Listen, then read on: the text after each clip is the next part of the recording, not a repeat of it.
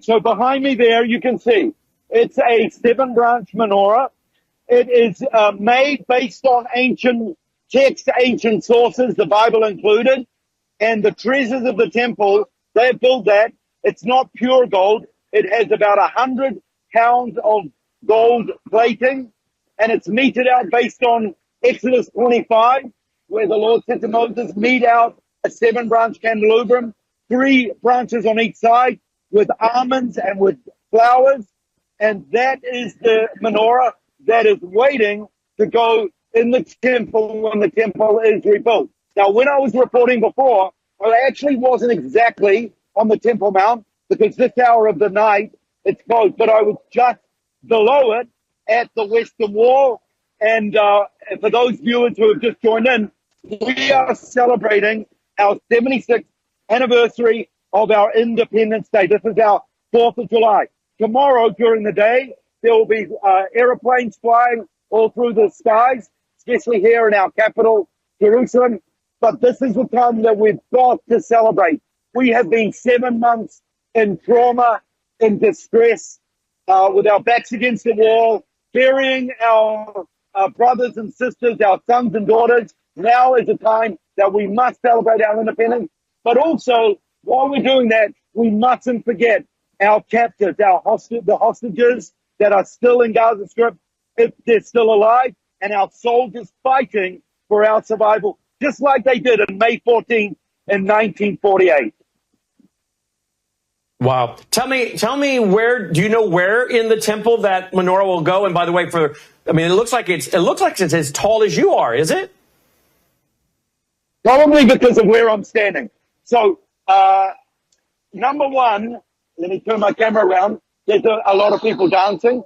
So, according to the first temple and the second temple, the menorah was in an area called the Holy Place.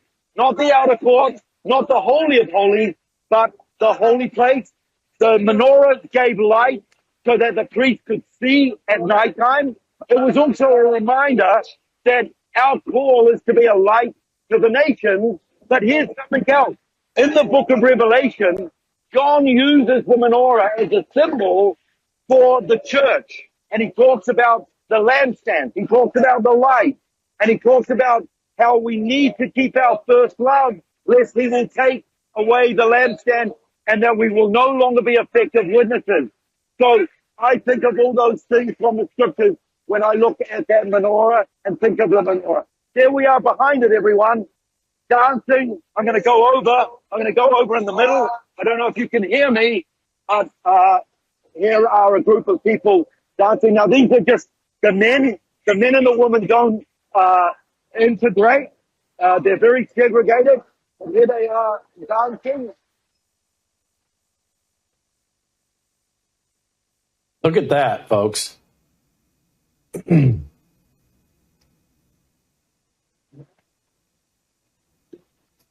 So obviously this is a national holiday. I mean, all schools are closed, all businesses are closed, correct?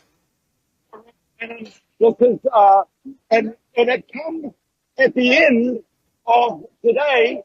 Today actually began with our fallen soldiers day, where we remember all the way from 1948, all the wars that we've been in, the 1956 war, the 1967 war, the 1973 Yom Kippur war, the 1982 Lebanon war, war after war after war, of soldiers, of people that have died. And on top of that, since Yasser Arafat and the PLO came into power, all the terror attacks, the buses that have been blown up, we also commemorate them. We stand for a moment of silence.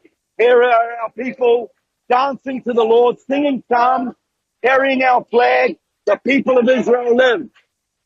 Amen. Amen.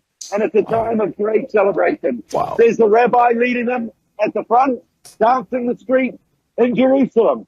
And young children as well with their parents, mothers. And here, over here is the area where there are the girls, the young people with Star of David, flags, and flags lit up enjoying ourselves. It's so good to see people enjoying and celebrating. Indeed. What a report. Thank you so much for the honor, Aaron. Aaron, remember, is coming to the U.S. for about 8 weeks in July and August. Go to his website. Contact him if you want to book him to speak for your group. lighttothenationsministry.com, lighttothenationsministry.org or .com. Which one, Aaron? .com.